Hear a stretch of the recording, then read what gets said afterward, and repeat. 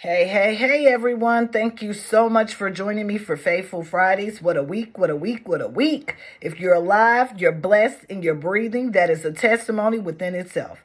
This week has been full of choices, challenges, and changes. We left off last week just talking about how we're in the second quarter of 2023. If you've got some goals and you haven't started working on them, it is time to spring into action. If you're in the Midwest today, it's trending chilly. Really chilly. And we're expecting some chances of showers. So if you're out and about, make sure you grab your raincoat, get your umbrellas, bundle up. I like to look at weather in the most optimistic way. I would love for every day to be sunny. I absolutely would. But I realize it's nearly impossible to not have balance, even when it comes to weather. On days like this, I like to sit back. I like to write. I like to journal. And if time permits, I like to take me a really good nap. Days like this really do allow you to rest. Fridays are already busy enough. We're busy thinking about everything that happened during the week. We're busy thinking about everything that we got to get done over the weekend. So when you get days like this where you're able to really step back, reflect, and disconnect, utilize these days to slow down. There is absolutely nothing wrong with slowing down and taking some time to chill. This week for me was a complete faith walk. I have found myself just stepping into some unknown territory. It requires me to network. It requires me to seek understanding. And it requires me to step back and analyze those things that make sense and those things that don't.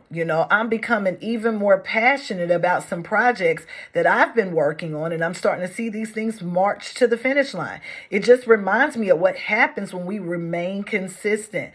I'm ending coming to the end of my journey of studying on patience and creating boundaries. And I told you guys, I've been reading these two books, The Sugar Jar. It's all about boundaries. A very excellent book. If you're looking for that book, I got it, or my husband got it for me from Target. And then this book, The Book of Patience, I don't even quite remember where I picked that one up, but I'm sure it's on Amazon. That's something that you can find as well.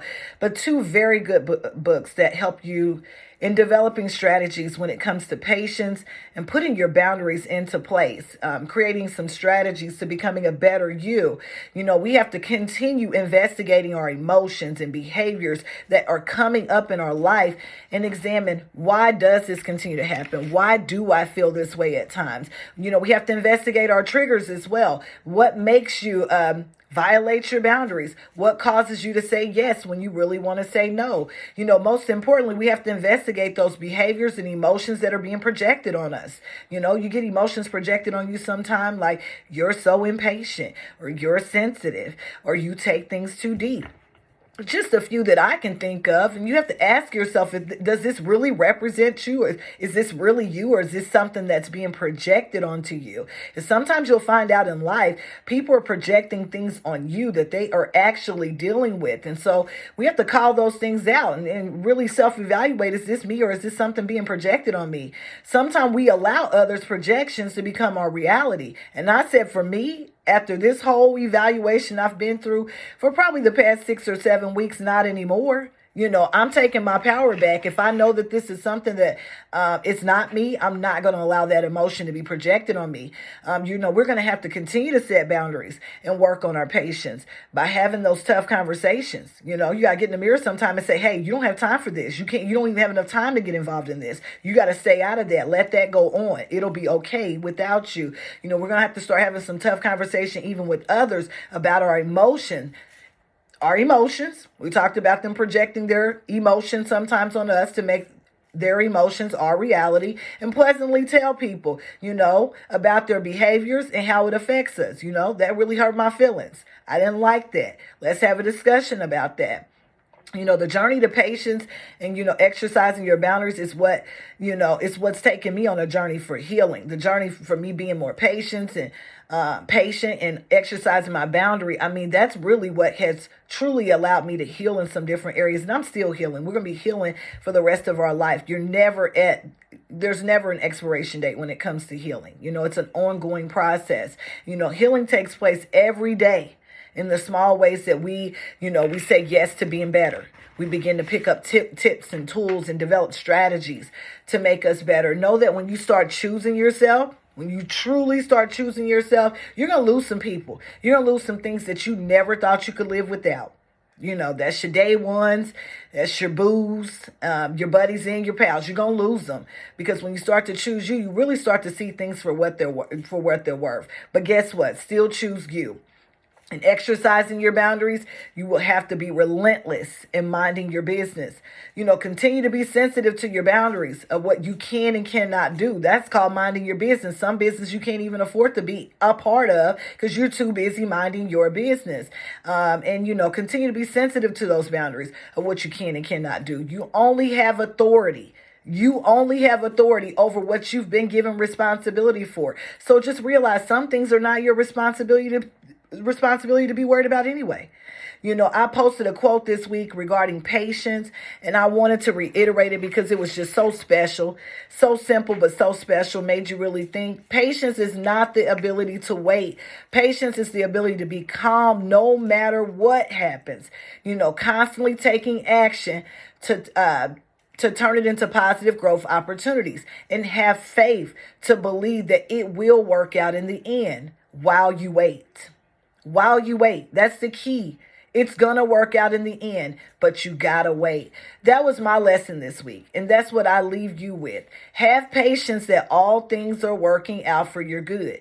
The sunny days, the cloudy days, the warm days, the cold days, the days of good news, the days of bad news, it's all working out for your good. You just got to have faith. You got to have enough faith, remain optimistic, and believe.